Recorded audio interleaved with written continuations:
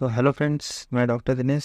तो आज क्या स्टार्ट करेंगे हम लोग निकल कॉम्प्लेक्स के बारे में सीएफएससी एनर्जी निकालना सीखेंगे। ओके, क्योंकि यूनिक केस होता है ये वाला, इसमें ज़्यादातर स्टूडेंट लोग गलती करते हैं। आप ठीक है, तो क्या करते हैं देखिए, सीएफएससी एनर्जी क्रिस्टल फील्ड मतलब निकल कॉम्प्लेक्स का सीएफएससी एनर्जी निकालने के लिए आपको कुछ चीज़ें पता होनी चाहिए। ठीक है, जैसे कि इसका ऑक्टाहेड्रल मतलब सॉरी 4 है, इसका मतलब क्या समझ रहे हो, ये टेट्राहेड्रल है, टेट्राहेड्रल कॉम्प्लेक्स है। ओके, टेट्राहेड्रल कॉम्प्लेक्स भी होता है और एक स्क्वायर प्लानर भी हो सकता है, स्क्वायर प्लानर भी, लेकिन ये आप लोग के सिलेबस में नहीं है इसलिए इस पर नहीं बताऊंगा। ठीक है, तो टेट्राहेड्रल के एग्जांपल में कभी भी निकल कॉम्प्लेक्स हम लोग लिखते हैं ये वाला। ठीक है, तो यदि मैं आपका सीएफएससी एनर्जी निकालने बोलूँ आपको, तो आप क्या करोगे, सीधा ये निकल आता है D8 सिस्टम में, तो आप क्या करोगे, ये D8 सिस्टम का, और उसके बाद क्या क्या चीज़ बताया था, ये स्ट्रॉन्ग फील्ड लिगेंड है। चलो ठीक है, स्ट्रॉन्ग फील्ड लिगेंड है, उसके बाद इसका जो ऑक्सीडेशन नंबर होगा ये तो 0 ही होगा। ठीक है, ये ऑक्सीडेशन नंबर निकल कर 0 हो गया, मतलब न्यूट्रल है ये। तो आप क्या करोगे, सीधा D8 में 8 इलेक्ट्रॉन निकाल के फिल करोगे और क्रिस्टल फील्ड स्टेबलाइजेशन एनर्जी निकालोगे।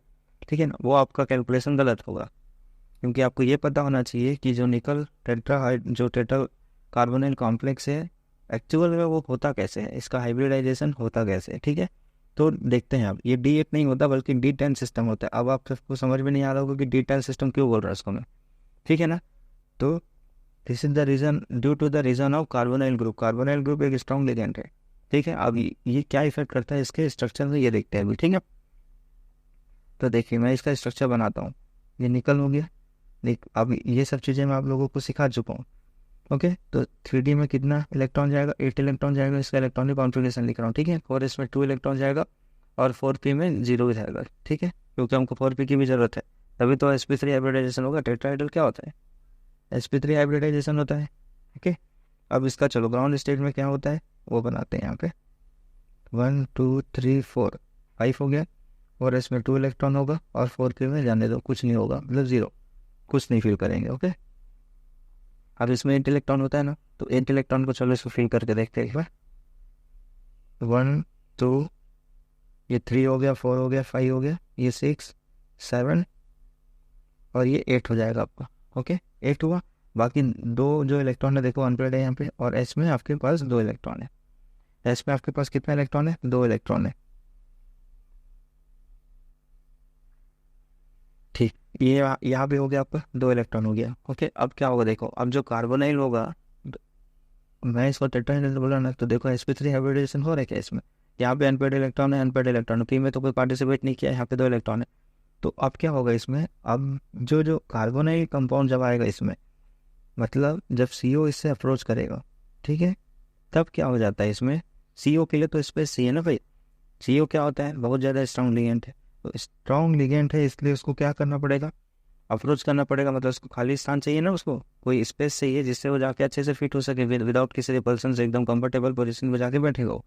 ठीक है ना, तो वो गेन करने के लिए क्या होता है, ये जो आपका 3D का जो लास्ट वाला इलेक्ट्रॉन है, मतलब ये वाला, ये जंप करके इधर चला आएगा, जंप करके इधर चला जाएगा, इसके पास बैठ जाएगा, भाई तू चला जा साइड में। तो ये जो स्पेस होगा वो खाली हो जाएगा आपका। ठीक है, और देखो और कितना चाहिए आपको, एटलीस्ट 4 होने चाहिए, 4 CO है तो CO कितना है, 4 है तो 4 होना चाहिए आपके पास। तब क्या हो जाएगा, अब ये जो 4 इसमें जो बैठा 2 इलेक्ट्रॉन है वो भी जम करके इधर आ जाता है। ठीक है, ये ऐसा हो क्यों रहा है। ठीक है, देखो जैसे कि मान लो आपके पास ये CO है, CO मान लो बहुत ज़्यादा फैटी पर्सन है वो, अब आप उसको छोटा सा यहाँ से थोड़ा मतलब कम जगह दोगे तो क्या वो सेटिस्फाई रहेगा, वो तो अनकंफर्टेबल रहेगा ना उस पोजीशन पे। उसकी वजह से क्या होगा, ये जो CO होता है बाकी जो इलेक्ट्रॉन्स को होता है शिफ्ट कर देता है उसको।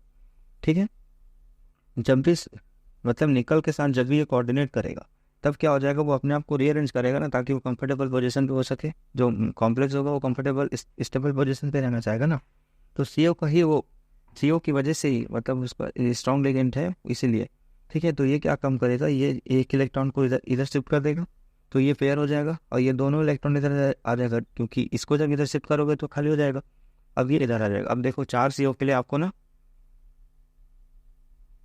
1 2 3 4 ये हो गया, ये 4s का हो गया और ये 4p का हो गया आपका, ये वाला। ठीक, बाकी सब तो यहाँ से यहाँ तक क्लियर हो गए मान लो। ठीक है,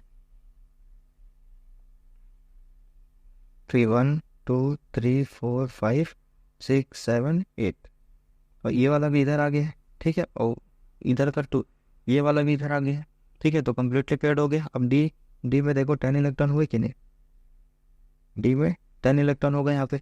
अब बाकी इसके पास ये एम्प्टी बचा, आपके पास ये वाला एम्प्टी हो गया, ये भी एम्प्टी हो गया, ये भी एम्प्टी हो गया। अब जो 4 CO जो आएंगे ना, इसी से आके कोऑर्डिनेट करते हैं। अब उसको आराम से रहेगा ना यहाँ पे। अब इस बड़े घर में सेम चीज। अब इसका देखो कौन सा हाइब्रिडाइजेशन होगा, डी का तो पार्टिसिपेट नहीं किया हाइब्रिडाइजेशन में, तो क्या हो जाएगा, यहाँ से यहाँ तक जो होगा वो पार्टिसिपेट करेगा। तो एस का 1 कर रहा है और पी का 3 कर रहा है, तो sp3 हाइब्रिडाइजेशन हुआ। अब sp3 हाइब्रिडाइजेशन होगा तो ये क्या हो जाएगा, आपका टेट्राहाइड्रल होगा। ठीक है, मतलब आपको क्या करना, आप समझ आ गए होगा D10 कहाँ से आया। ठीक है, जब भी इसका एग्जाम्पल यदि एग्जाम में आएगा या कहीं भी आएगा तो आप लोग D10 करके ही करोगे, CFSE एनर्जी D10 करके ही निकालना। क्यों, कहाँ से आया वो इसके बताने के लिए मैंने इसको बता दिया आपको।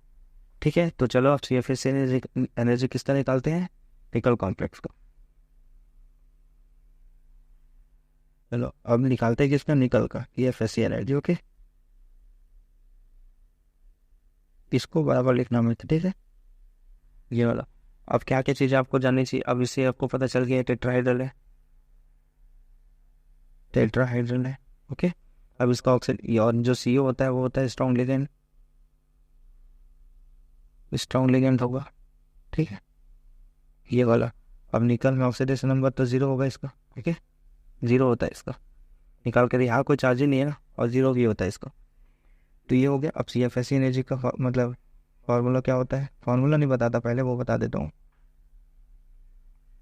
स्प्लिटिंग, पहले स्प्लिटिंग करते हैं, ठीक है। 1 2 3 4 5 हो गया। अब टेट्राहाइड्रल के लिए स्प्लिटिंग पैटर्न बताया था मैं आप लोगों को, ठीक है। T2G बोलो या तो फिर TG बोल दो इसको, ये ऊपर होगा आपका, ठीक है।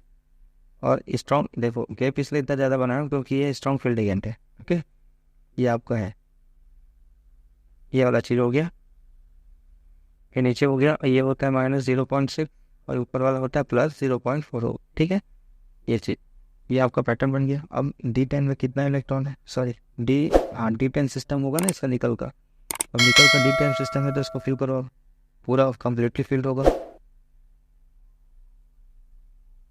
ये वाला चाहिए, ठीक है, ये हो जाएगा आपका।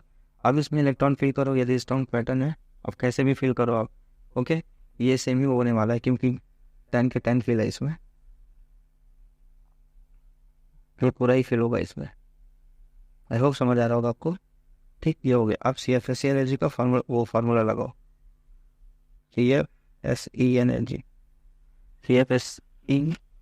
ओके, तब क्या हो जाएगा, देखो अभी इसका फार्मूला क्या होता है, नीचे ये है ना, तो 0.6 इंटू n, मतलब total number of electron present in, ये क्या होता है EG, ओके, EG लेवल में, फिर प्लस 0.4 इंटू, फिर n लिखना आप,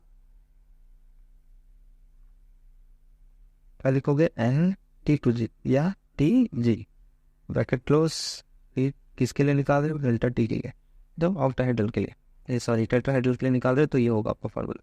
अब रखते जाओ इसमें 0.6 इंटू, ये इसमें कितना प्रेजेंट है देखिए, ये वाले में कितना प्रेजेंट है और ये इसमें कितना प्रेजेंट है, जितना प्रेजेंट होगा आप उसको लिख देना। जैसे कि नीचे वाले में कितना 4 है तो 4 लिख देते हैं यहाँ पे, फिर प्लस होगा, ठीक है, फिर 0.4 होगा इंटू, अब इसमें कितना प्रेजेंट है, 6 इलेक्ट्रॉन प्रेजेंट है तो 6 लिख दो।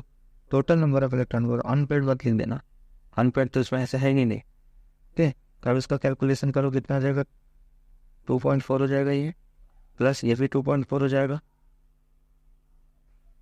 ठीक है। बाकी ये भी कट गया, ये भी कट गया, प्लस 2.4 -2.4 कट गया, तो CFSE एनर्जी क्या होगा, 0 होगा इसका।